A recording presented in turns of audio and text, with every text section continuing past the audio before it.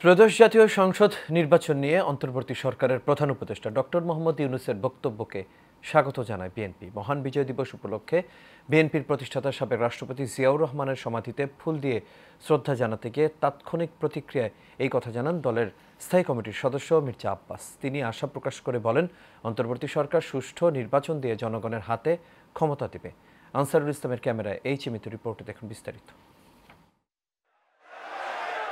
মহান বিজয় দিবস উপলক্ষে শহীদ রাষ্ট্রপতি জিয়াউর রহমানের সমাধিতে শ্রদ্ধা জানাতে সকাল থেকে রাজধানীর শেরে বাংলা নগরে আসেন দলটির কেন্দ্রীয় নেতাকর্মীরা।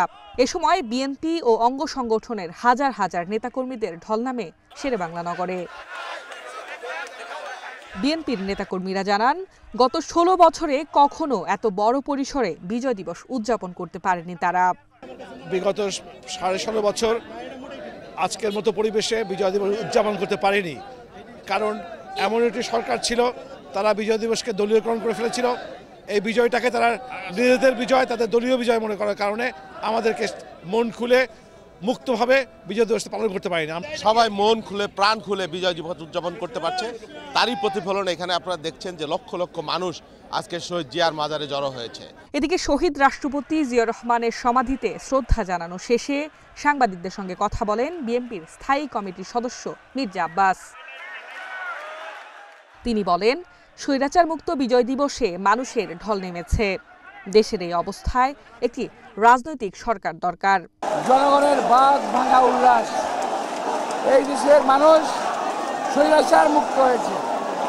এই দেশের মানুষ চায় এক স্বৈরাচার মুক্ত হয়ে আমরা যেন আরো কোনো স্বৈরাচারের হাতে না পড়ে যাই।